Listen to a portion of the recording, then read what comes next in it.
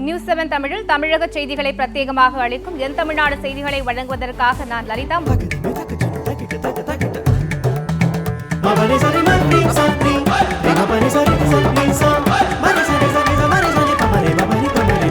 என் தமிழ்நாடு. அதிகாரிகளின் அலட்சியத்தால் அம்பாசமுத்திரம் அருகே உள்ள கடனா நதி அணையில் இருந்து 150 கன அடி தண்ணீர் வீணானதாக விவசாயிகள் குற்றம் சாட்டியுள்ளனர். நெல்லை மாவட்டத்தில் உள்ள 11 அணைகளில் கடனா நதி அணையும் பாசனத்திற்கு பிரதான அணையாக திகழ்கிறது. இந்த அணையின் முதன்மை மதகு பல ஆண்டுகளாக பழுதாகி காணப்பட்டது.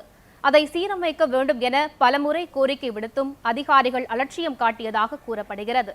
இந்நிலையில் அணையில் சுமார் 50 அடி தண்ணீர் இருக்கும்போது மதகை சீரமைக்கும் பணியில் அதிகாரிகள் ஈடுபட்டனர். அப்போது மதகு வளைந்து அணையில் இருந்து சுமார் 150 கன அடி தண்ணீர் வெளியேறியது. இதனால் அணையின் நீர்மட்டம் சுமார் 10 அடி குறைந்தது. ஏற்கனவே பருவமழை பொய்த்து போன நிலையில் அதிகாரிகளின் அலட்சியத்தால் அணையில் இருந்த தண்ணீரும் வீணாகிவிட்டதாகவும் இதனால் விவசாயம் பாதிக்கப்படும் என்றும் விவசாயிகள் தெரிவித்துள்ளனர். தண்ணீர் வற்றிய காலங்களில் சட்ட மராமத்தெல்லாம் செஞ்சு முடிச்சிருங்க, வேஸ்டேஜ் லீக்கேஜ் எல்லாம் சரிப்படுத்திட்டீங்கன்னா எங்களுக்கு பாசனத்துக்கு குடிநீர் சுமார் 22 பஞ்சாயத்துக்கு தேவையான குடிநீர் எங்களுக்கு பாதுகாக்கப்படும் அப்படின்னு சொன்னோம். ஆனால் அவங்க அதை காலம் தாழ்த்தி ஏப்ரல் மேல செய்யக்கூடிய வேலைகளை இப்போ நவம்பர் டிசம்பர்ல செஞ்சுட்டு இருக்காங்க. மது அருந்துவிட்டு பாடம் நடத்தும் ஆசிரியர்கள் மீது நடவடிக்கை கோரி குழித்துறையில் கல்வி அலுவலகத்தை முற்றுகையிட்டு மாணவர்கள் ஆர்ப்பாட்டம் நடத்தினர். கன்னியாகுமரி மாவட்டம் மருதங்கோடு பகுதியில் அரசு உதவி பெறும் தனியார் மேல்நிலைப் பள்ளி செயல்பட்டு வருகிறது. இந்த பள்ளியில் பணியாற்றும் தமிழ் ஆசிரியர் சுரேந்திரன் மாணவிகளிடம் ஆபாசமாக பேசுவதாக குற்றச்சாட்டு எழுந்துள்ளது. இதேபோல் சில ஆசிரியர்கள் மது அருந்திவிட்டு வகுப்புக்கு வருவதாகவும் மாணவர்கள் புகார் கூறியுள்ளனர். மேலும் ஜெயசீலன் என்ற ஆசிரியர் மாணவர்களை பல விதங்களில் தூண்டி விடுவதாகவும் கூறப்படுகிறது. இந்த ஆசிரியர்கள் மீது நடவடிக்கை எடுக்க வலியுறுத்தி 12ஆம் வகுப்பு படிக்கும் மாணவர்கள் குழித்துறை கல்வி மாவட்ட அலுவலகத்தை முற்றுகையிட்டு ஆர்ப்பாட்டம் நடத்தினர். மாணவிகளிடம் ஆபாசமாக பேசும் ஆசிரியர் மற்றும் மது அருந்திவிட்டு பள்ளிக்கு வரும் ஆசிரியர்கள் மீது நடவடிக்கை எடுக்க வேண்டும் எனவும் அவர்கள் வலியுறுத்தினர். ஸ்கூலுக்குள்ளே இரு கேங் அப்படி இருந்து கொண்டு தண்ணி அடிப்பு, மாணவர் தகாத வார்த்தைகள் கூறுவது, மாணவர்களை போராட்டத்துக்கு தூண்டி விடுவது, கரஸ்பாண்டன்ட் உயர்திரு தாளாளர் அவர்கள் முன்பே வைத்து இப்படி கெட்ட வார்த்தை பேசுகிறார். இது எங்களுக்கு சரியில்லை. உடனடியாக இவர்களை பள்ளியை விட்டு மாற்றும் வரை நாங்கள் போராடுவோம். ராமநாதபுரம் மாவட்டத்தைச் சேர்ந்த மீனவர்கள் சிலர் காரைக்கால் மீனவர்களை கடத்தி வந்தது தொடர்பாக போலீசார் விசாரணை நடத்தி வருகின்றனர். ராமநாதபுரம் மாவட்டம் நம்புதாளை பகுதியைச் சேர்ந்த மீனவர்கள் நாகப்பட்டினம் கடல் பகுதியில் மீன்பிடித்துக் கொண்டிருந்தனர். அப்போது காரைக்கால் மீனவர்கள் சிலர் இரட்டை மடி வலைகளை பயன்படுத்தி மீன்பிடித்துள்ளனர். இதனால் இரு பகுதி மீனவர்களுக்கும் பிரச்சனை ஏற்பட்டுள்ளது. அப்போது இரட்டை மடி வலைகளை பயன்படுத்தி மீன்பிடித்த காரைக்கால் மற்றும் தரங்கம்பாடியைச் சேர்ந்த மீனவர்கள் 8 பேரை நம்புதாளை மீனவர்கள் சிறைபிடித்து தங்கள் பகுதிக்கு கொண்டு வந்தனர். இதுகுறித்து தகவல் அறிந்த தொண்டிமரைன் போலீசார் அந்த 8 மீனவர்களையும் மீட்டு விசாரணை நடத்தி வருகின்றனர். இலங்கை கடற்படையால் சிறைபிடிக்கப்பட்ட ராமேஸ்வரம் மீனவர்கள் 4 பேரின் நீதிமன்ற காவலை டிசம்பர் 9ஆம் தேதி வரை நீட்டித்துள்ளது தமிழக மீனவர்களிடையே அதிர்ச்சியை ஏற்படுத்தியுள்ளது. கடந்த 1ஆம் தேதி கச்சத்தீவு அருகே மீன்பிடித்துக் கொண்டிருந்த ராமேஸ்வரம் மீனவர்கள் 4 பேரை இலங்கை கடற்படையினர் கைது செய்தனர். இதனையடுத்து யாழ்ப்பாணம் ஊர்காவல்துறை நீதிமன்றத்தில் ஆஜர்படுத்தி மீனவர்கள் யாழ்ப்பாணம் சிறையில் அடைக்கப்பட்டனர். இந்நிலையில் நல்லெண்ண அடிப்படையில் ராமேஸ்வரம் மீனவர்கள் 4 பேருடன் ஏற்கனவே இலங்கை சிறையில் இருந்த புதுக்கோட்டை மீனவர்கள் 5 பேரையும் விடுதலை செய்ய இலங்கை அரசு உத்தரவிட்டது. ஆனால் புதுக்கோட்டை மீனவர்கள் 5 பேர் நீதிமன்றத்தால் விடுவிக்கப்பட்ட நிலையில் ராமேஸ்வரம் மீனவர்கள் 4 பேரின் காவலை வரும் டிசம்பர் 9ஆம் தேதி வரை நீதிமன்றம் நீட்டித்ததால் அவர்கள் மீண்டும் சிறையில் அடைக்கப்பட்டனர். இது தமிழக மீனவர்களிடையே அதிர்ச்சியை ஏற்படுத்தியுள்ளது. ராமேஸ்வரம் மீனவர்கள் 4 பேரை இலங்கை கடற்படை கைது செய்து சிறையில் அடைத்திருக்கிறார்கள். இந்த சூழ்நிலையில் கடந்த 2ஆம் தேதி இலங்கை இந்திய மீனவர்களுடைய பேச்சுவார்த்தை என்பது நடந்தது. இரு நாட்டு அதிகாரிகளும் பேசிய அடிப்படையில் நமது மீனவர்கள் விடுவிப்பதாக அன்றைக்கு சொன்னார்கள். நாங்கள் இன்னைக்கு விடுதலை செய்யப்படுவார்கள் சொல்லி நாங்கள் எதிர்பார்த்துக்கிட்டு இருக்கிறோம். ஆனால் மீனவர்களை மீண்டும் டிசம்பர் 9 வரை காவல் நீடிப்பு செய்திருக்கிறாங்க. அதுபோக இன்னைக்கு அந்த 4 மீனவர்களை விடுதலை செய்யணும்னு சொல்லிட்டு தான் ராமேஸ்வரம் பகுதியில் வேலை நிறுத்தம் என்பது நடந்துகிட்டு இருக்கு. கன்னியாகுமரி மாவட்ட கடலோர பகுதிகளில் தீவிரவாதிகள் ஊடுருவலை தடுக்க கடலோர காவல் படையினர் ஒத்திகையில் ஈடுபட்டனர். கடல் வழியாக தீவிரவாதிகள் ஊடுருவுவதை தடுக்க தமிழக கடலோர பகுதிகளில் பல்வேறு பெயர்களில் தீவிரவாத தடுப்பு ஒத்திகை நிகழ்ச்சி நடத்தப்பட்டு வருகிறது. அந்த வகையில் இன்று குமரி மாவட்டம் ஆரோக்கியபுரம் முதல் நீரோடி வரையிலான பகுதியில் பாதுகாப்பு குறித்து சாஜக் என்ற ஒத்திகை நிகழ்ச்சி நடைபெற்று வருகிறது. இந்த ஒத்திகையை ஒட்டி குமரி, குளச்சல் உட்பட 68 கிலோமீட்டர் தூர கடலோர பகுதிகளில் கடலோர காவல் படையினர் மற்றும் பாதுகாப்பு குழும போலீசார் இணைந்து தீவிர கண்காணிப்பில் ஈடுபட்டுள்ளனர். 4 அதிவிரைவு படகு மூலம் 20க்கும் மேற்பட்ட போலீசாரும் கடலில் கண்காணிப்பு பணியில் ஈடுபட்டு வருகின்றனர்.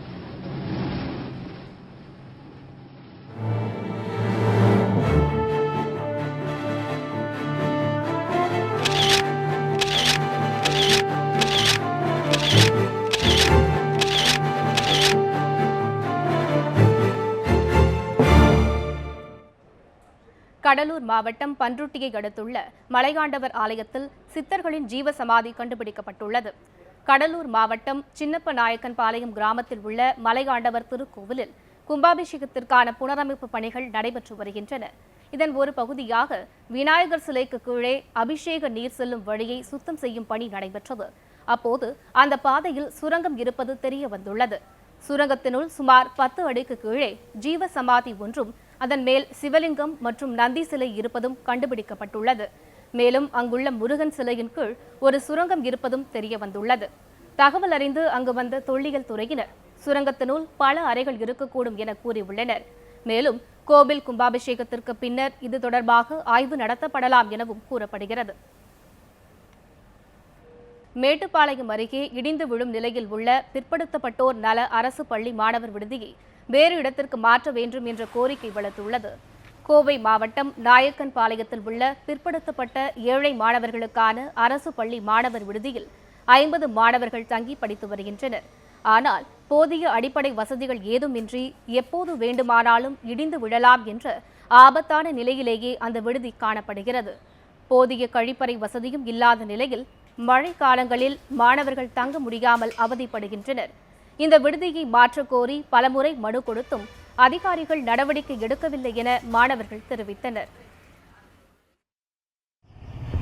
இந்த ஹாஸ்டலில் நாங்கள் 50 பேர் இருக்கோம். எங்களுக்கு வந்து பாத்ரூம் வேறு சரியில்லை. எங்களுக்கு பாத்ரூம் வந்து இல்லைன்னு சொல்லலாம். அப்புறம் எங்களுக்கு வந்து ஹாஸ்டலில் வந்து மழை பெஞ்சா எப்போ ஓடு உடையும் தெரியாது. நாங்கள் உள்ளே இருக்கிறதே எங்களுக்கு பயமாக இருக்குது. ஆனால் ஹாஸ்டலில் வந்து நாங்கள் 50 பேர் இருக்கோம். உள்ள ஹாஸ்டலில் பார்த்தா 25-20 பேர் தான் படுக்க முடியும். ஆனால் எங்களுக்கு கை கழுவுற வசதியும் கம்மியாக தான் இருக்குது. அங்கேயும் ஒயர் வேறு வெளியே தொங்குது. கரண்ட் எப்போ வந்தாலும் எங்களுக்கு பயமாக இருக்குது. அதனால் எங்களுக்கு ஹாஸ்டலில் சீக்கிரம் மாற்றணும்னு கேட்டுக்கிறோம். கடந்த 2006ஆம் ஆண்டு 6 மாத பயன்பாட்டிற்கு வேண்டும் என கேட்டதன் காரணமாகவே இந்த கட்டிடத்தை வாடகைக்கு கொடுத்ததாகவும், ஆனால் 10 ஆண்டுகளாகியும் கட்டடத்தை காலி செய்யாமல் கல்வித்துறை அதிகாரிகள் அலட்சியம் காட்டுவதாகவும் கட்டட உரிமையாளர் சுந்தரம் தெரிவித்துள்ளார். மழை காலங்களில் ஏதேனும் அசம்பாவிதம் ஏற்பட்டால் அதற்கு தான் பொறுப்பேற்க முடியாது எனவும் அவர் கூறியுள்ளார். ஹாஸ்டல் கிடைக்காத பற்றி இதை கேட்டாங்க, நம்ம பில்டிங் கேட்டாங்க. கொஞ்ச நாள் ஒரு வருஷம் ஒரு 6 மாதத்துக்குள்ளே நாங்கள் பில்டிங் கட்டி வெளியே போயிடுவோம்னு சொன்னாங்க. சரி, நானும் கொடுத்துட்டேன். அப்போ பண்ணிகிட்டு இருந்தாங்க. நான் அப்போ ஒரு 6 மாதம் ஒரு வருஷம் நல்லா தான் பண்ணிகிட்டு இருந்தாங்க. இப்போ பார்த்தோன்னா ரொம்ப பில்டிங் ரொம்ப மோசமாக, கிட்டத்தட்ட 10 வருஷம் ஆகிப்போச்சு. இந்த மாதிரி ரொம்ப மோசமாக இருக்குன்னு சொல்லி போட்டு நான் கலெக்டருக்கும் ஆஃபீஸர்கிட்டவும் நம்ம வார்டன்கிட்டும் எல்லாம் சொல்லி அனுப்பிச்சிருக்கேன். நானும் பெட்டிஷனும் கொடுத்துட்டே இருக்கிறேன். கிட்டத்தட்ட 10 வருஷம் ஆகிப்போச்சுங்க. இது வரைக்கும் அவங்க காலி பண்ணுற மாதிரி தெரியல. நீலகிரி மாவட்டத்தில் கடந்த 3 நாட்களில் மட்டும் போதிய ஆவணங்கள் இன்றி இயக்கப்பட்ட 25 வாகனங்களை போக்குவரத்து துறை அதிகாரிகள் பறிமுதல் செய்துள்ளனர். நீலகிரி மாவட்டத்தில் ஏராளமான வாகனங்கள் போதிய ஆவணங்கள் இன்றியும் விதிகளை மீறியும் இயக்கப்பட்டு வருவதாக போக்குவரத்து துறை அதிகாரிகளுக்கு தகவல் கிடைத்தது. இதனையடுத்து வட்டார போக்குவரத்து துறை அலுவலர்கள் கடந்த 3 நாட்களாக தீவிர வாகன சோதனையில் ஈடுபட்டனர். இதில் மினி பேருந்து, லாரி, கார் உள்ளிட்ட 25 வாகனங்கள் பறிமுதல் செய்யப்பட்டன. இது தவிர போக்குவரத்து விதிகளை மீறியதாக 1,75,000 ரூபாய் அபராதமும் வசூலிக்கப்பட்டது. நீலகிரி மாவட்டத்தில் பல்வேறு இடங்களில் சோதனை செய்ததில் சுமார் 25 வாகனங்கள் பறிமுதல் செய்யப்பட்டு பல்வேறு காரணங்களுக்காக ஓட்டுநர் உரிமம் இல்லாமல், தகுதிச் சான்று இல்லாமலும், வரி செலுத்தாமல் ஓடிய வாகனங்கள் 25 வாகனங்கள் பறிமுதல் செய்யப்பட்டுள்ளது. மேலும் அதிகப்படியான சுமை ஏற்றி சென்ற வாகனங்களுக்கு சோதனை அறிக்கை வழங்கப்பட்டு அவற்றிற்கான இணக்க கட்டணம் வசூலிக்கப்பட்டுள்ளது. வரி மற்றும் இணக்க கட்டணமாக 1,75,000 ரூபாய் வசூலிக்கப்பட்டுள்ளது. கர்நாடக வனப்பகுதியில் இருந்து தேன்கனி கோட்டை வனப்பகுதியில் முகாமிட்டிருந்த 50க்கும் மேற்பட்ட யானைகள் தற்போது ஓசூர் வனப்பகுதியில் தஞ்சம் அடைந்துள்ளன. ஆண்டுதோறும் அக்டோபர் மாத இறுதியில் கர்நாடக மாநிலம் பன்னார்கட்டாவில் இருந்து கிருஷ்ணகிரி மாவட்டம் தேன்கனி கோட்டை பகுதிக்கு யானைகள் இடம்பெயர்ந்து வருகின்றன. இந்நிலையில் இந்த ஆண்டு யானைகள் தாமதமாக இடம்பெயர்ந்து வந்து கடந்த சில நாட்களாக தேன்கனி கோட்டை வனப்பகுதியில் முகாமிட்டிருந்தன. அங்கிருந்த யானைகள் அனைத்தும் தற்போது ஓசூர் வனப்பகுதியில் உள்ள சானமாவு என்ற இடத்தில் முகாமிட்டுள்ளன. இதனால் அப்பகுதி மக்கள் இரவு மற்றும் அதிகாலை நேரங்களில் வீடுகளை விட்டு வெளியே செல்ல அஞ்சி வருகின்றனர்.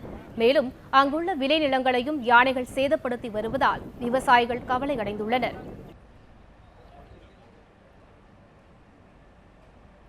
கிருஷ்ணகிரி அருகே 66 காட்டு யானைகள் முகாமிட்டுள்ளதால் வனப்பகுதிக்கு யாரும் செல்ல வேண்டாம் என பொதுமக்களுக்கு வனத்துறையினர் எச்சரிக்கை விடுத்துள்ளனர். கிருஷ்ணகிரியை அடுத்த சானமாவு வனப்பகுதியில் 66 காட்டு யானைகள் முகாமிட்டுள்ளன. அதிகாலையில் பனி மூட்டம் அதிகமாக இருப்பதால் யானைகள் இருப்பது தெரியாது என்ற காரணத்தால் பொதுமக்கள் வீட்டை விட்டு வெளியே வர வேண்டாம் என வனத்துறையினர் எச்சரிக்கை விடுத்துள்ளனர். மேலும் இந்த யானைகள் வனப்பகுதியை விட்டு வெளியில் வராமல் இருக்க வனத்துறையினர் தீவிர ரோந்து பணியில் ஈடுபட்டுள்ளனர். மாநில அளவிலான தனித்திறன் போட்டிகள் கோவையில் நடைபெற்றன. இதில் 1000க்கும் மேற்பட்ட பள்ளி மாணவ மாணவியர் பங்கேற்று தங்கள் திறமையை வெளிப்படுத்தினர். அரசு பள்ளிகளில் பயிலும் மாணவ மாணவியரின் திறனை மேம்படுத்தும் நோக்கில் பள்ளி கல்வித்துறை சார்பில் மாநில அளவிலான தனித்திறன் போட்டிகள் கோவையில் நடைபெற்றன. இதில் நடனம், பாடல், கவிதை வாசித்தல், பேச்சு போட்டி, கட்டுரை போட்டி என 12 விதமான போட்டிகள் நடத்தப்பட்டன. இந்த போட்டிகளில் தமிழகத்திலிருந்து 1350 மாணவ மாணவியர் பங்கேற்றனர். இதில் வெற்றி பெறும் மாணவ மாணவியருக்கு அமைச்சர் தலைமையில் பரிசுகளும் சான்றிதழ்களும் வழங்கப்பட உள்ளன.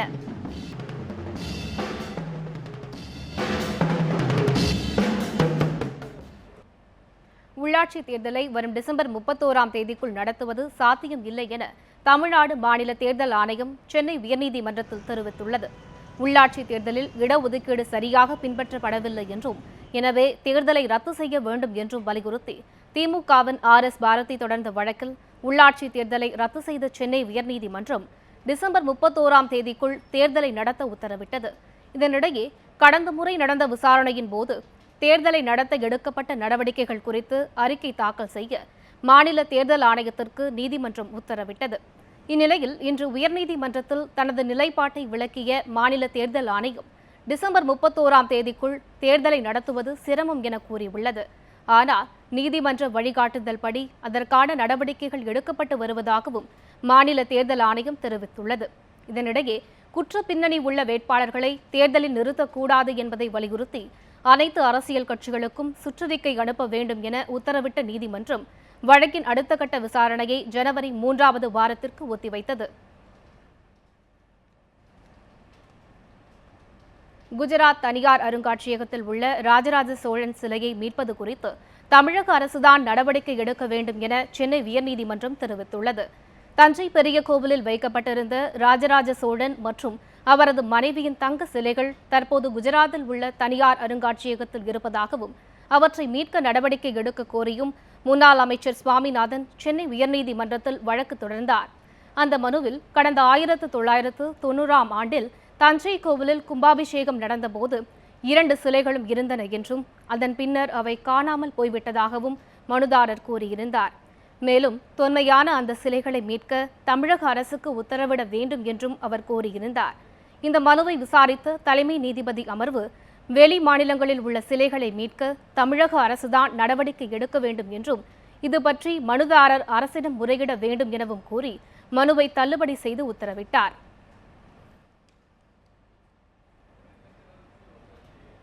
வங்கி பணம் 25 லட்சம் ரூபாய் கொள்ளையடிக்கப்பட்ட வழக்கில் முக்கிய குற்றவாளியான திமுக பெண் பிரமுகர் மகன் தாம்பரம் நீதிமன்றத்தில் சரணடைந்தார்.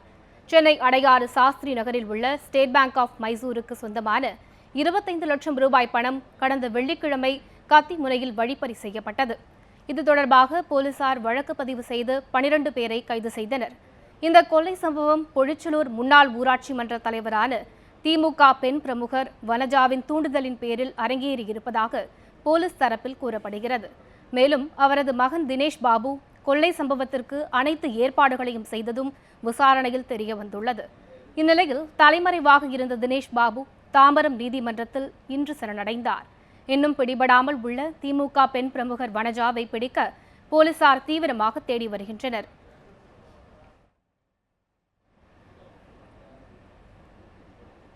சென்னை கோடம்பாக்கம் அருகே புதியதாக கட்டப்படும் வரும் வீட்டின் பால்கனி இடிந்து விழுந்ததில் கட்டட தொழிலாளி ஒருவர் உயிரிழந்தார். சென்னை கோடம்பாக்கம் ட்ரஸ்புரம் 9வது குறுக்கு தெருவில் புதியதாக வீடு ஒன்று கட்டப்பட்டு வருகிறது. அங்கு திருவேற்காடு பகுதியைச் சேர்ந்த கட்டட தொழிலாளி கர்ணன் பணியாற்றி வந்தார். இன்று காலை வழக்கமாக பணியாற்றிக் கொண்டிருந்த போது எதிர்பாராத விதமாக பால்கனி இடிந்து கர்ணனின் தலையில் விழுந்து சம்பவ இடத்திலேயே அவர் உயிரிழந்தார்.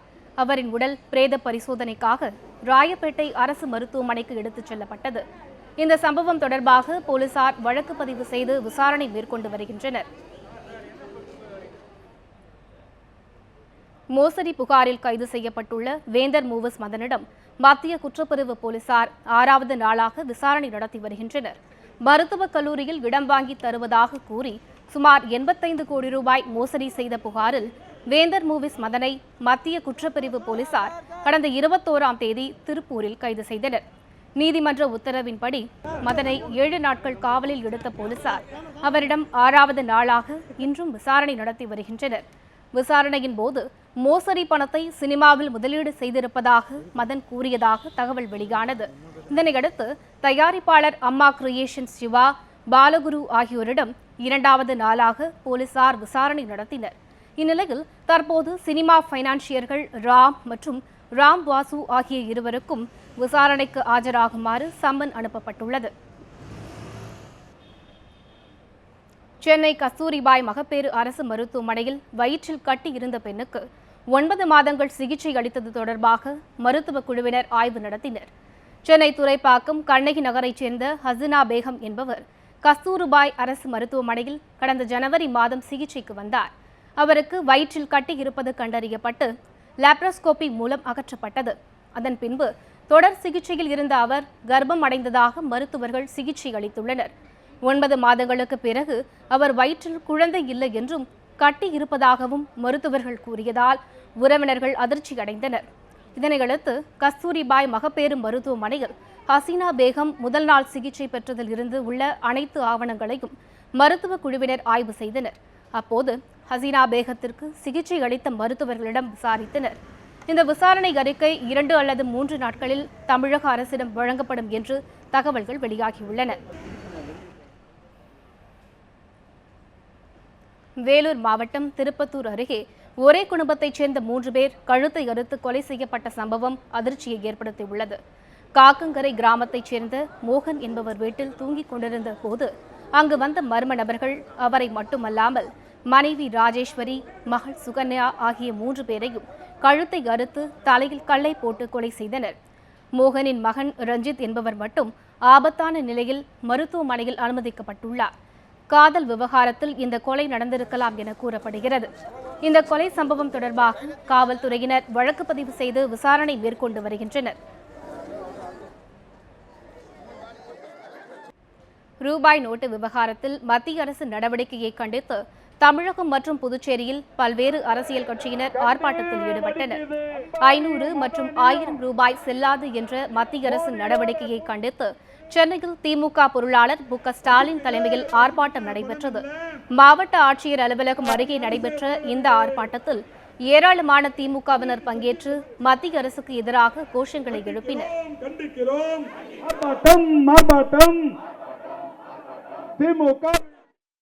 தலைவர் கலைஞர் அவர்கள் தொடக்கத்திலேயே மிக தெளிவாக குறிப்பிட்டு சொல்லி, ஆனால் வரவேற்கிற அதே நேரத்தில் அதை நடைமுறைப்படுத்தக்கூடிய நேரத்தில் ஏற்படக்கூடிய சிக்கல்கள், குளறுபடிகள், அதனால் ஏழை எளிய மக்கள், நடுத்தர மக்கள், சிறு வணிகர்கள் என்று பலதரப்பட்ட மக்கள் எந்த அளவிற்கு பாதிக்கப்படுகிறார்கள். ஆக அதை சுட்டிக்காட்டி அதை உடனடியாக இந்த அரசு சரி செய்திட வேண்டும். போராட்டத்தில் ஈடுபட்ட மு.க. ஸ்டாலின் உள்ளிட்ட திமுகவினர் கைது செய்யப்பட்டனர்.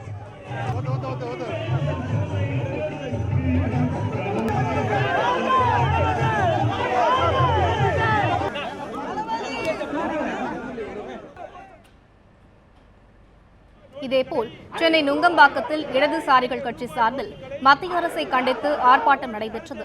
இதில் மார்க்சிஸ்ட் கம்யூனிஸ்ட் மாநில செயலாளர் ஜி ராமகிருஷ்ணன், இந்திய கம்யூனிஸ்ட் மாநில செயலாளர் முத்தரசன் உட்பட ஏராளமான தொண்டர்கள் பங்கேற்று மத்திய அரசின் நடவடிக்கையை கண்டித்து முழக்கங்கள் எழுப்பினர். சேலத்தில் பிஜேபி கட்சியை சார்ந்த ஒருவர் 996 2000 ஓட்டுகள் வைத்திருந்த கைப்பற்றி இருக்கிறார்கள். ஒட்டுமொத்தமாக மோடி அரசு நடவடிக்கை என்பது கருப்பணத்தை ஒழிப்பதற்கு பயன்படாது, கள்ள நோட்டை ஒழிப்பதற்கு பயன்படாது, அந்த தீவிரவாதிகள் ஒடுக்குவதற்கு பயன்படாது. மாறாக ஏழை நடுத்தர மக்கள் மீது கடுமையான தாக்குதலை தொடுத்திருக்கிறார். இடதுசாரி கட்சிகள், விடுதலை சிறுத்தைகள் அத்தனை கட்சிகளும் பங்கு பெறுகின்றன. வணிகர் சங்க அமைப்புகள் இந்த போராட்டத்தில் பங்கேற்கிறார்கள். நாளைய தினம் ஒரு சங்கம் ஆர்ப்பாட்டம் நடத்த இருக்கிறது. ஆகவே அனைத்து பகுதி மக்களாலும் எதிர்க்கப்படக்கூடிய இந்த போராட்டத்தை, இந்த உணர்வை நாட்டை ஆளுகிற பிரதமர் உணர வேண்டும். அவர் உணரவில்லை என்றால் இந்த நாட்டு மக்கள் அவருக்கு உணர்த்த வேண்டிய முறையில் உணர்த்துவார்கள் என்பதை பிரகடனம் செய்வதற்காகத்தான் இந்த ஆர்ப்பாட்டத்தை இன்று நடத்தி கொண்டிருக்கிறோம். சென்னை அண்ணா சிலையில் நடைபெற்ற கண்டன ஆர்ப்பாட்டத்தில் தமிழக காங்கிரஸ் கட்சியினர் ஏராளமானோர் பங்கேற்றனர். அப்போது செய்தியாளர்களை சந்தித்து தமிழக காங்கிரஸ் தலைவர் திருநாவுக்கரசு, மத்திய அரசின் நடவடிக்கை குறித்து விமர்சனம் செய்பவர்கள் கருப்பு பணம் வைத்திருக்கிறார்கள் என மோடி கூறியுள்ளதற்கு கண்டனம் தெரிவித்தார். மதுரை புதூர் பேருந்து நிலையத்தில் மத்திய அரசை கண்டித்து விடுதலை சிறுத்தைகள் கட்சி சார்பில் ஆர்ப்பாட்டம் நடைபெற்றது. தொல் திருமாவளவன் தலைமையில் நடைபெற்ற இந்த ஆர்ப்பாட்டத்தில் அக்கட்சியை சேர்ந்த ஏராளமானோர் பங்கேற்று மத்திய அரசுக்கு எதிராக கோஷங்களை எழுப்பி கண்டனம் தெரிவித்தனர்.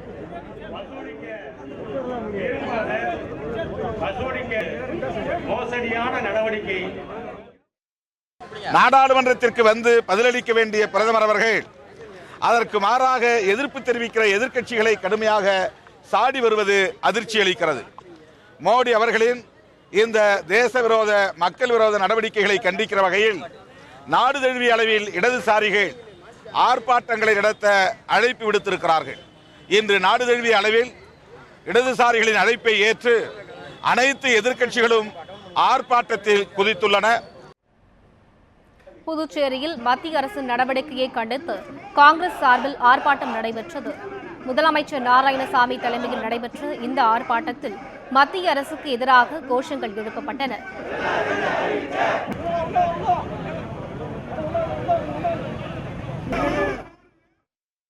மக்கள் மத்தியில் எங்களுடைய ஆர்ப்பாட்டத்துக்கு நல்ல வரவேற்பு இருக்கிறது. திரு நரேந்திர மோடி அவர்கள் எடுத்த முடிவு தவறு என்று கூறுகிறார்கள், மக்களே கூறுகிறார்கள். இந்த திரு நரேந்திர மோடி அவர்கள் இந்த முடிவை வாபஸ் பண்ணும் வரை 500 ரூபா நோட்டு 1000 ரூபா நோட்டு செல்லாது என்று மாற்று முடிவு இல்லாமல் அவர் அதை வாபஸ் பண்ணும் வரை எங்களுடைய போராட்டம் தொடரும். கள்ளப்பணத்தை ஒழிக்க வேண்டும், கருப்பணத்தை ஒழிக்க வேண்டும் என்பதில் யாருக்கும் மாற்று கருத்து கிடையாது. நாங்கள் முழுமையாக அதை ஆதரிக்கிறோம். ஆனால் அந்த கருப்பணத்தை ஒழிக்க நரேந்திர மோடி அவர்கள் எடுத்துக்கொண்ட அந்த முறை, விதம், அதுதான் சரியில்லை. மத்திய அரசின் இந்த அறிவிப்பால் உள்நாட்டு வணிகம் 50% பாதிக்கப்பட்டுள்ளதாக குறிப்பிட்ட வணிகர் சங்க பேரவைத் தலைவர் வெள்ளையன், வெளிநாட்டு வணிகத்தை ஊக்குவிக்கும் விதமாகவே மோடி அரசு செயல்படுவதாக குற்றம் சாட்டினார். சாமானிய மக்கள் கையில் பணம் நடமாட்டம் இருக்கக்கூடாது. மக்கள் எல்லாமே அந்த கார்டு மூலமாக வாங்கிக் கொள்ள வேண்டும் என்றெல்லாம் சொல்லுகிறார்களே, இது எதற்காக என்றால் மக்களை அந்நிய ஆன்லைன் வணிகத்தை நோக்கி திருப்புவதற்காக, வெளிநாட்டு வணிகத்தை ஊக்கப்படுத்துவதற்காக. 500 மற்றும் 1000 ரூபாய் நோட்டுகள் செல்லாது என அறிவிக்கப்பட்ட விவகாரத்தில் மத்திய அரசின் முன்னேற்பாடற்ற நடவடிக்கையால் பொதுமக்கள் மிகுந்த சிரமத்திற்கு ஆளாகியுள்ளதாக முன்னாள் மத்திய அமைச்சர் EVKS இளங்கோவன் தெரிவித்துள்ளார். ஈரோட்டில் மத்திய அரசை கண்டித்து எதிர்க்கட்சிகள் நடத்திய போராட்டத்தில் பங்கேற்ற EVKS இளங்கோவன் இவ்வாறு தெரிவித்தார். மேலும் தேமுதிக தலைவர் விஜயகாந்தை முடித்தது போல் ரூபாய் நோட்டு விவகாரத்தில் பாஜகவையும் வைகோ முடிப்பார் எனவும் EVKS இளங்கோவன் தெரிவித்தார்.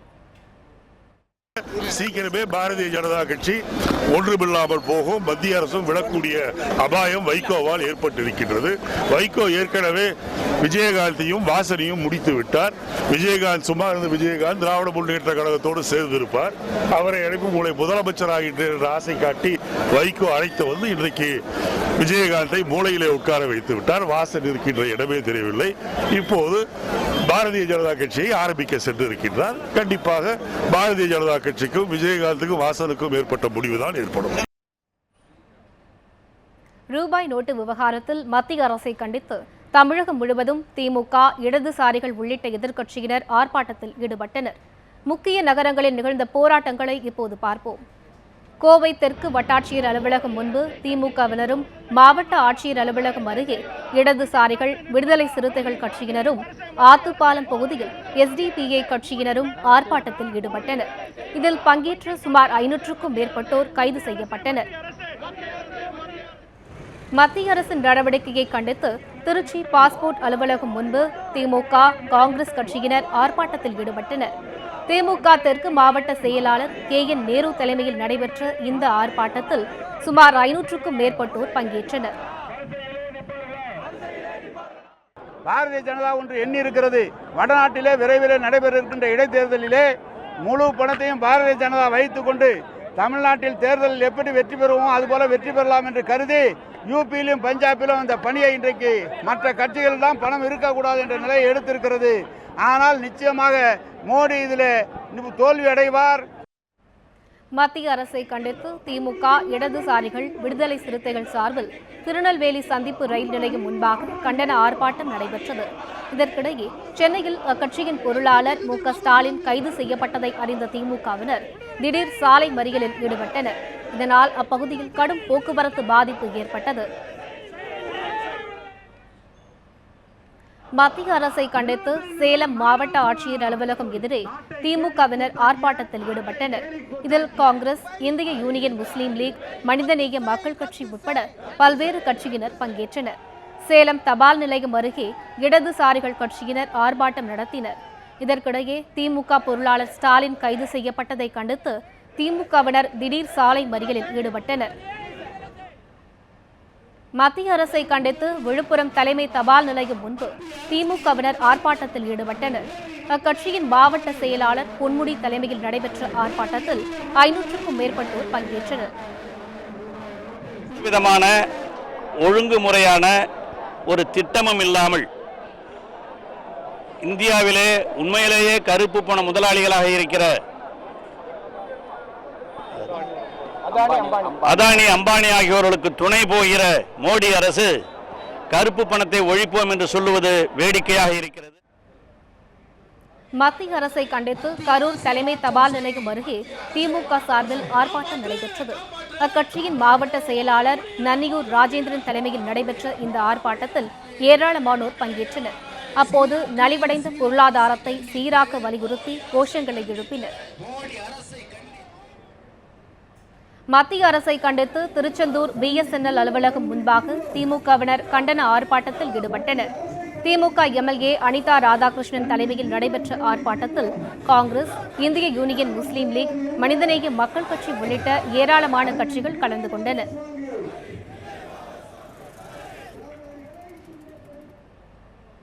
ரூபாய் நோட்டு விவகாரத்தில் மக்களின் கஷ்டங்களை புரிந்து கொள்ள பாஜக அரசு தவறிவிட்டதாக தமிழ் மாநில காங்கிரஸ் கட்சி தலைவர் GK வாசன் தெரிவித்துள்ளார். சென்னையில் தமாக 3ஆம் ஆண்டு துவக்க விழாவில் பங்கேற்ற அவர் இதனை தெரிவித்தார். அப்போது மக்களை கஷ்டப்படுத்தும் ஆட்சியாளர்கள் பதவியில் தொடர்ந்தது இல்லை என்றும் தெரிவித்தார். பணத்தட்டுப்பாடு பிரச்சனையிலே மக்களுடைய எண்ணங்களை பிரதிபலிக்க தவறிய அரசாக மத்திய பாரதிய ஜனதா அரசு செயல்படுகிறது. மக்களுக்கு நம்பிக்கை கொடுக்க தவறிய அரசாக மத்திய பாரதிய ஜனதா அரசு செயல்படுகிறது. ரூபாய் நோட்டு ஒழிப்பு நடவடிக்கையில் எதிர்க்கட்சிகளின் நடவடிக்கைக்கு பதிலடியாக சென்னையில் பாஜக இளைஞர் அணியினர் கையெழுத்து இயக்கம் நடத்தினர். சென்னை கோடம்பாக்கம் ரயில் நிலையத்தை ஒட்டியுள்ள மார்க்கெட் பகுதியில் கடை கடையாக சென்ற பாஜக இளைஞர் அணியினர் பழைய ரூபாய் நோட்டு ஒழிப்பு தொடர்பாக பிரச்சாரம் செய்தனர். பின்னர் மத்திய அரசின் ரூபாய் நோட்டு ஒழிப்பு நடவடிக்கைக்கு ஆதரவாக அனைவரிடமும் பாஜகவினர் கையெழுத்தும் பெற்றனர். இன்னைக்கு அனைத்து எதிர்க்கட்சிகளும் ஆல் இண்டியா பந்த் அனௌன்ஸ் பண்ணியிருக்காங்க. ஆனால் மக்களோட ஆதரவு முழுசாக நரேந்திர மோடிக்கு தான் இருக்குது.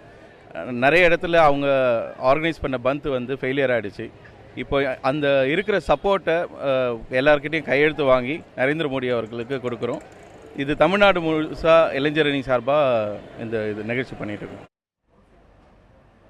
நடிகர் சங்கத்திலிருந்து நீக்கப்பட்டதை எதிர்த்து புதிய மனு தாக்கல் செய்யுமாறு சரத்குமார் மற்றும் ராதா ரவிக்கு சென்னை உயர்நீதிமன்றம் அறிவுறுத்தியுள்ளது. தென்னிந்திய நடிகர் சங்க கணக்குகளை முறையாக சமர்ப்பிக்கவில்லை என கூறி முன்னாள் நிர்வாகிகள் சரத்குமார், ராதா ரவி ஆகியோரை தற்போதைய நிர்வாகிகள் தற்காலிகமாக நீக்கினர். இதை எதிர்த்து சரத்குமார் மற்றும் ராதா ரவி தொடர்ந்த வழக்கு உயர்நீதிமன்றத்தில் இன்று விசாரணைக்கு வந்தது.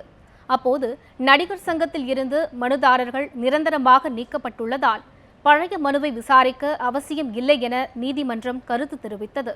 மேலும் நடிகர் சங்கத்திலிருந்து நீக்கப்பட்டதை எதிர்த்து மனுதாரர் சார்பில் புதிய மனு தாக்கல் செய்யப்பட்டால் அதனை விசாரிக்கலாம் என கூறி வழக்கு விசாரணையை நீதிமன்றம் ஒத்திவைத்தது.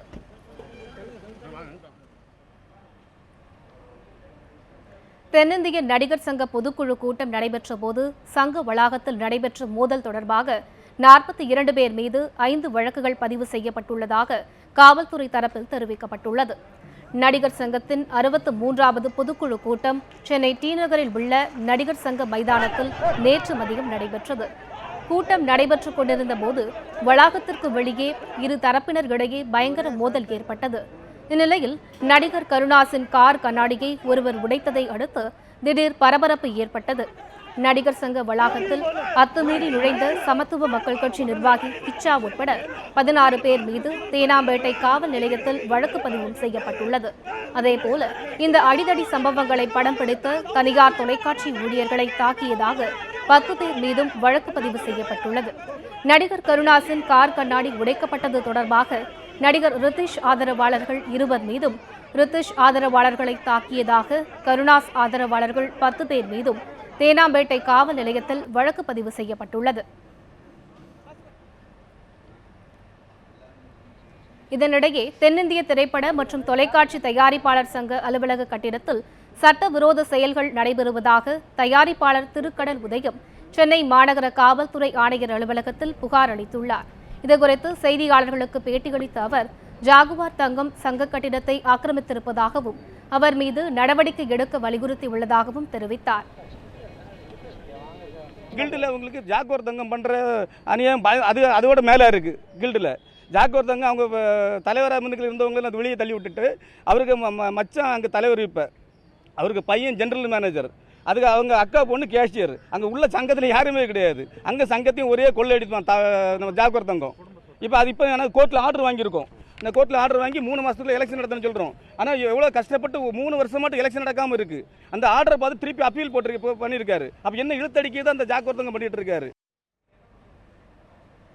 சென்னையில் நேற்று நடைபெற்ற நடிகர் சங்கத்தின் 63வது பொதுக்குழு கூட்டம் குறித்து பல்வேறு விமர்சனங்களை முன்வைத்துள்ளார் நடிகை ராதிகா.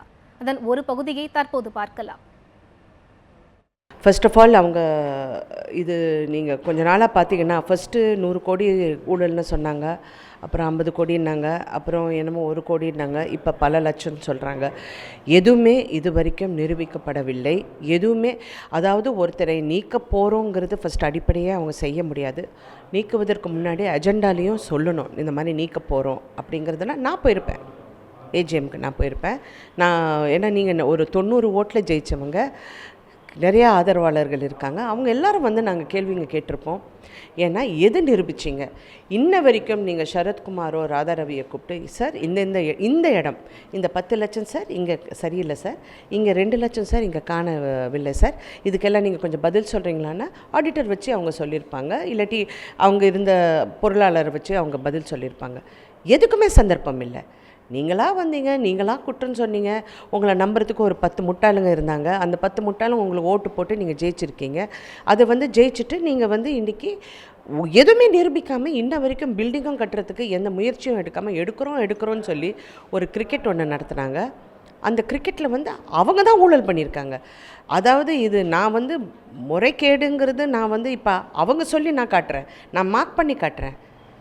என்னமோ 40 லட்சமோ 30 லட்சம் போட்டிருக்காங்க, மேக்கப் போட்டாங்கன்னு. கிரிக்கெட் ஆடுறதுக்கு எந்த நடிகை மேக்கப் போட்டான்? I want to know that. இன்னொன்று வந்து ஈவெண்ட் மேனேஜ்மெண்ட் 1.5 கோடின்னு போட்டிருக்காங்க. Who is that event management? இது வரைக்கும் எல்லா ஈவெண்ட்ஸும் நாங்கள் தான் நடத்தியிருக்கோம். இதே நடிகர் சங்கத்தில் நாங்கள் தான் பண்ணியிருக்கோம். Who is that event management? அப்புறம் டோனர் பாஸ் பல கோடிக்கு போட்டிருக்கீங்க. யாரை கேட்டு டோனர் பாஸ் கொடுத்தீங்க? டிக்கெட் எங்கே விற்றீங்க? காலியாக இருந்தது. What happened? எல்லாத்துக்கும் நீங்கள் பதில் சொல்லணும். அப்புறம் 10 லட்ச ரூபாய் எப்படி நடிகர் கார்த்தி அவர்கள் அவர் சொந்தக்காரர் கம்பெனியிலேருந்து 10 லட்ச ரூபாய் ட்ரஸ்ட் மூலமாக அவர் வாங்கியிருக்காரு, எப்படி வாங்கினீங்க? இதுக்கெல்லாம் அவங்க பதில் சொல்லட்டும். குற்றம் இப்போ இதையெல்லாம் மறைக்கிறதுக்காக, இதெல்லாம் கேள்விங்க கேட்க ஆரம்பிச்சிட்டாங்கங்கிறதுக்காக இந்த மாதிரி ஒரு நடவடிக்கை எடுத்தாங்க. ஏன்னா இது சட்டப்படி செல்லாது. ஃபர்ஸ்ட் ஆஃப் ஆல் இந்த ஏஜிஎம்மே கிடையாது. ஏஜிஎம் என்னைக்கு அவங்க இடம் கிடைக்கவில்லையோ அப்போ 21 days notice you have to give to have the next AGM. நான் திடீர்னு போய் ரெஜிஸ்டர் ஆஃப் கம்பெனிஸில் போய் இல்லைங்க எனக்கு இந்த இடம் பிடிக்கல, நாளைக்கு என் வீட்டில் வச்சுக்கிறேன்னு சொன்னால் அது எனக்கு தெரிஞ்சு, நான் இது வரைக்கும் நானும் நிர்வாகம் நடத்துகிறேன், நானும் ஒரு லிஸ்டட் கம்பெனி நடத்துகிறேன், சின்னத்திரை தயாரிப்பாளர் சங்கத்தின் தலைவியாக இருந்திருக்கேன், சொசைட்டி ஆக்ட் எல்லாம் தெரியும். அந்த மாதிரி சட்டமே கிடையாது, இடமே கிடையாது. இன்னொன்று, கோர்ட் இன்றைக்கி தான் கேஸ் வருது, அதாவது டெம்ப்ரரி சஸ்பென்ஷன் பண்ண கேஸ் இன்றைக்கி தான் வருது. அப்படி வரும்போது சுப்ரீம் கோர்ட்லேயே சொல்கிறாங்க, ஒரு கேஸ் நடக்கும்போது நீங்கள் அதை பற்றி பேசக்கூடாது, அதை பற்றி எந்த முடிவும் எடுக்கக்கூடாதுன்னா நீங்கள் ஏன் எடுக்கலை? இன்னொரு முக்கியமான கேள்வி நான் கேட்கணும், அதுக்கெல்லாம் இவங்க பதில் சொல்லணும். If you have the guts you should answer me. Poochi Murugan case போட்டார், ட்ரஸ்ட் மீது ஒரு கேஸ் போட்டார், 99 years அந்த லீஸ் அந்த இதெல்லாம் போட போது கேஸ் போட்டார். கேஸ் போட்ட உடனே நீங்களே வந்த பிறகு நீங்களே உங்களுக்குள்ளே ஒப்புதல் பெற்றீங்க. கோர்ட்டில் போய் நீங்கள் ஒப்புதல் பெற்றீங்களா? கோர்ட்டுக்கு நீங்கள் இன்ஃபார்ம் பண்ணிங்களா? ஏன் அந்த கேஸ் கோர்ட்லேயே இன்னும் பெண்டிங் இருக்குது? யாரை ஏமாத்துறீங்க? இப்போ பில்டிங் உடனே கட்டுறேங்கிறதுக்கு இப்போ 3 வருஷம் கட்டுறேங்கிறாங்க. 3 வருஷம் உங்களுக்கு ஆஃபீஸே இன்னும் 2 years தானே இருக்குது, அப்புறம் 3 வருஷம் எப்படி? என்ன கணக்கு அது? ஸோ இவ்வளோ வச்சுக்கிட்டு இதெல்லாம் மறைக்கிறதுக்காக தான் இவங்க இவ்வளோ செயல்படுறாங்கங்கிறது என்னுடைய கருத்து. வங்கக்கடல் பகுதியில் உருவாகியுள்ள காற்றழுத்த தாழ்வு நிலையால் தமிழகம் மற்றும் புதுச்சேரியில் கனமழைக்கு வாய்ப்புள்ளதாக வானிலை மையம் தெரிவித்துள்ளது. இது தொடர்பாக செய்தியாளர்களை சந்தித்த வானிலை மைய இயக்குநர் பாலச்சந்திரன், தென்கிழக்கு வங்கக்கடலில் உருவாகியுள்ள காற்றழுத்த தாழ்வு பகுதி அடுத்த 48 மணி நேரத்தில் வலுப்பெற்று காற்றழுத்த தாழ்வு மண்டலமாக மாறும் என்று தெரிவித்தார். இந்த தாழ்வு நிலை தமிழகத்தை நோக்கி நகர்வதற்கு வாய்ப்புள்ளதால் தமிழகம் மற்றும் புதுச்சேரியில் மழைக்கும் கடலோர பகுதிகளில் கனமழைக்கும் வாய்ப்புள்ளதாகவும் தெரிவித்துள்ளார். வரும் டிசம்பர் 1ஆம் தேதி முதல் தமிழகத்தில் பரவலாக மழைக்கு வாய்ப்புள்ளதாகவும் தெரிவித்தார். தென்கிழக்கு வங்கக்கடல் பகுதியில் குறைந்த காற்றழுத்த தாழ்வு பகுதி உருவாகியுள்ளது. இது அடுத்து வரும் 48 மணி நேரத்தில் வலுப்பெற்று காற்றழுத்த தாழ்வு மண்டலமாக வடமேற்கு திசையில் தென்மேற்கு வங்கக்கடலில் நோக்கி தமிழக கடற்கரை பகுதியை நோக்கி நகரக்கூடும். இதன் காரணமாக வரும் டிசம்பர் 1ஆம் தேதி முதல் தமிழகம் மற்றும் புதுவையில் பரவலாக மழை பெய்யக்கூடும். கடலோர பகுதிகளில் ஓரிரு இடங்களில் கனமழையும் இருக்கக்கூடும். மதுரையில் அல்-கைதா தீவிரவாதிகள் என சந்தேகிக்கப்படும் 3 பேரை தேசிய புலனாய்வு அமைப்பினர் கைது செய்துள்ளனர். அல்-கைதா அமைப்பைச் சேர்ந்தவர்கள் என சந்தேகிக்கப்படும் மதுரையைச் சேர்ந்த கரீம், அயூப், அப்பாஸ் அலி ஆகிய 3 பேர் கைது செய்யப்பட்டுள்ளனர். பிரதமர் உட்பட நாட்டின் 22 முக்கிய தலைவர்களை கொலை செய்ய 3 பேரும் திட்டமிட்டிருந்ததாக காவல்துறை தரப்பில் தெரிவிக்கப்பட்டுள்ளது. மேலும் 5 நீதிமன்றங்களில் நடத்தப்பட்ட வெடிகுண்டு தாக்குதல்களில் இவர்களுக்கு தொடர்பு இருப்பதாகவும் கூறப்படுகிறது. இவர்களிடம் இருந்து துப்பாக்கி மற்றும் வெடிபொருட்கள் கைப்பற்றப்பட்டதாகவும் கூறப்படுகிறது. காவல்துறை உதவியுடன் 3 பேரையும் கைது செய்த தேசிய புலனாய்வு அமைப்பினர் அவர்களை விசாரணைக்காக மைசூர் கொண்டு செல்வதாக தெரியவந்துள்ளது.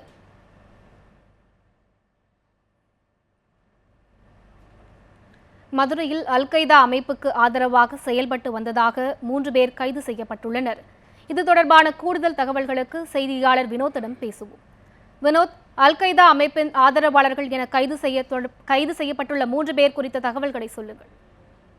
வணக்கம். அதாவது தேசிய புலனாய்வு அமைப்பு NIA எனப்படும் தேசிய புலனாய்வு அமைப்பு மதுரை மாநகர போலீசாரின் உதவியுடன் தீவிர விசாரணை மேற்கொண்டு வரும் பொழுது, அதாவது இந்த தீவிரவாத செயல்களில் ஈடுபட்டு வருவர் குறித்து கிடைத்த துப்பின் பேரில் தீவிர விசாரணை மேற்கொண்டு வந்தபோது அப்பாஸ் அலி, அயூப் கான் மற்றும் அப்துல் கரீம் ஆகிய மூன்று பேரை போலீசார் விசாரணைக்காக அழைத்து சென்றனர். அதாவது தேசிய புலனாய்வு அமைப்பு போலீசார் விசாரணைக்காக அழைத்து சென்றனர்.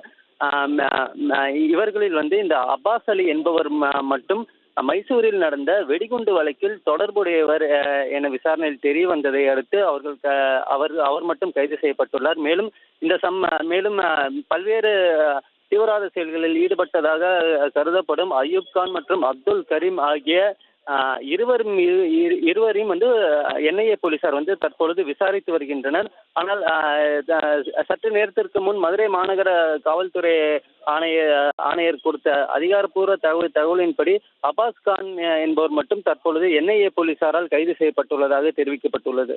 வினோத், இந்த நடவடிக்கையில மேலும் சிலர் கைதாக வாய்ப்பு இருக்கா? நிச்சயமாக. அதாவது என்ஐஏ தேசிய புலனாய்வு அமைப்பினர் மதுரையில் முகாமிட்டு விசாரித்து வருகின்றனர். ஆனால் இது குறித்த கூடுதல் தகவல்களை அவர்கள் தெரிவிக்க மறுத்துள்ளனர். மேலும் இந்த கைது செய்யப்பட்டவர்கள் எந்த குறிப்பிட்ட அமைப்பை சார்ந்தவர்கள் என்ற விவரத்தையும் என்ஐஏ அமைப்பினர் தெரிவிக்க மறுத்துவிட்டனர். வினோத், இது மாதிரி மதுரையில அல்கைதா உள்ளிட்ட தீவிரவாத அமைப்பை சேர்ந்த ஆதரவாளர்கள் நிறைய பேர் தொடர்ந்து கைது செய்யப்பட்டு வந்துட்டு இருக்காங்க. இதற்கான காரணம் என்ன வினோத்?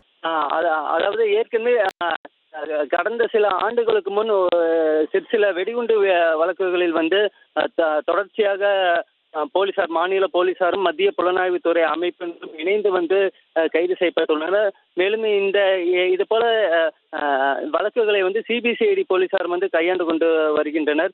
மேலும் அண்டை மாநிலமான கேரளாவில் இது போன்ற தீவிரவாத இயக்கங்களுடன் இருக்கும் தொடர்புகள் இங்கே மதுரையிலும் நீண்டுள்ளதாகவும் இந்த விசாரணையில் தெரிய வந்துள்ளது. மதுரையில் அல்கைதா அமைப்பு ஆதரவாளர்கள் கைது குறித்த கூடுதல் தகவல்களுக்கு நன்றி வினோத். இனி தொடர்ந்து மற்ற செய்திகளை பார்க்கலாம். சேலம் அருகே வாகன சோதனையில் 20 லட்சம் ரூபாய் கைப்பற்றப்பட்ட விவகாரத்தில் பாஜக பிரமுகர் அருண்ராம் வீட்டில் வருமான வரித்துறையினர் விசாரணை நடத்தி வருகின்றனர். சேலம் மாநகர் குமாரசாமிப்பட்டி பகுதியில் காவல்துறையினர் நடத்திய வாகன சோதனையில் ஒரு காரில் புதிய 2000 ரூபாய் நோட்டுகள் உட்பட மொத்தம் 20,50,000 ரூபாய் இருந்தது தெரிய வந்தது. இப்பணத்தை சேலம் பாஜக இளைஞரணி கோட்ட பொறுப்பாளர் அருண்ராம் எடுத்து வந்ததும் தெரிய வந்தது. இதற்கான முறையான ஆவணங்கள் அவரிடம் இல்லாததால் பணத்தை பறிமுதல் செய்து மாவட்ட கருவூலத்தில் காவல்துறையினர் ஒப்படைத்தனர். இந்த நிலையில் பாஜக பிரமுகர் அருண்ராம் இல்லம், அவருக்கு சொந்தமான திருமண மண்டபம் உள்ளிட்ட பல இடங்களில் வருமான வரித்துறையினர் விசாரணை மேற்கொண்டு வருகின்றனர். இதனால் அப்பகுதியில் பெரும் பரபரப்பு ஏற்பட்டுள்ளது. புடலங்காய் விலை கடுமையாக வீழ்ச்சியடைந்துள்ளதால் புடலங்காய் பயிரிட்டுள்ள ஓமலூர் பகுதி விவசாயிகள் கவலை அடைந்துள்ளனர்.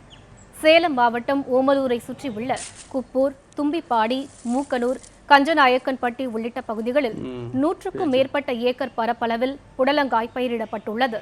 புடலங்காய் விதை நடவு செய்து 45 நாட்களில் அறுவடைக்கு தயாராகும் நிலையில் செடிகளுக்கு குறைந்தது 2 நாட்களுக்கு ஒருமுறை தண்ணீர் பாய்ச்ச வேண்டும். மேலும் அதிக அளவு உரமும் போட வேண்டும்.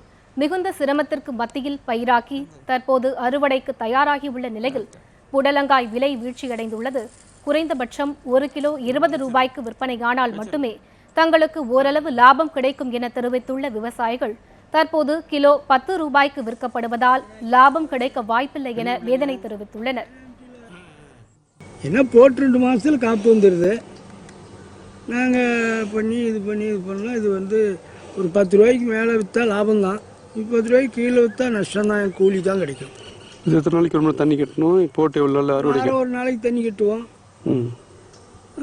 ஒரு 2 மாதத்துக்கு மேலே 3 மாதத்துக்குள்ள காப்புக்கு வந்துடுது. ஒரு 2 மாதம் அறுப்போம், அவ்வளோதான். இனி தமிழகத்தின் பல்வேறு இடங்களில் நடைபெற்ற விளையாட்டு நிகழ்வுகளை பார்க்கலாம். மதுரை மாவட்டம் வாடிப்பட்டியில் நடைபெற்ற 16 வயதிற்கு உட்பட்டவர்களுக்கான மாவட்ட அளவிலான கராத்தே போட்டியில் ஏராளமான பள்ளி மாணவர்கள் பங்கேற்றனர். வாடிப்பட்டி, சோழவந்தான் உள்ளிட்ட பகுதிகளைச் சேர்ந்த 10க்கும் அதிகமான பள்ளிகளைச் சேர்ந்த மாணவர்கள் கலந்து கொண்டனர். வெற்றி பெற்ற மாணவர்களுக்கு பதக்கங்களும் சான்றுகளும் வழங்கப்பட்டன. விருதுநகர் மாவட்டம் ராஜபாளையத்தில் மாவட்ட அளவிலான 2 நாள் பேட்மிண்டன் போட்டி நடைபெற்றது. நாக் அவுட் முறையில் நடைபெற்ற இந்த போட்டியில் அருப்புக்கோட்டை, சாத்தூர், சிவகாசி உள்ளிட்ட பகுதிகளைச் சேர்ந்த 300க்கும் அதிகமான மாணவ மாணவிகள் பங்கேற்றனர். விறுவிறுப்பாக நடைபெற்ற இறுதி ஆட்டத்தில் சிவகாசி மற்றும் அருப்புக்கோட்டை மாணவர்கள் ஒட்டுமொத்த சாம்பியன் பட்டத்தை தட்டிச் சென்றனர். கன்னியாகுமரி மாவட்டம் நாகர்கோவிலில் உள்ள அண்ணா விளையாட்டு அரங்கில் முதலமைச்சர் கோப்பைக்கான விளையாட்டுப் போட்டிகள் நடைபெற்று வருகின்றன. இன்று நடைபெற்ற குத்துச்சண்டை மற்றும் தேக்வாண்டா போட்டிகளில் மாணவர்கள் தங்களது திறமைகளை சிறப்பாக வெளிப்படுத்தினர். 600க்கும் அதிகமான வீரர்கள் பங்கேற்ற இந்த போட்டியில் வெற்றி பெற்றவர்கள் மாவட்ட அளவிலான போட்டிகளில் பங்கேற்க அனுமதிக்கப்படுவார்கள்.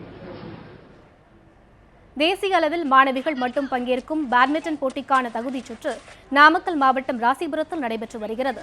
இதில் திருச்சி, மதுரை, கோவை உள்ளிட்ட 8 மாவட்டங்களைச் சேர்ந்த 17 வயதிற்கு உட்பட்டவர்கள் பங்கேற்றனர். 40 வீராங்கனைகள் பங்கேற்றுள்ள நிலையில் சிறப்பாக ஆட்டத்தை வெளிப்படுத்தும் 8 வீராங்கனைகள் தேசிய அளவிலான போட்டிக்கு தேர்வு செய்யப்பட உள்ளனர். இத்துடன் என் தமிழ்நாடு செய்திகள் நிறைவடைகின்றன. மேலும் பல செய்திகளுக்கு இணைந்திருங்கள் நியூஸ் 7 தமிழுடன்.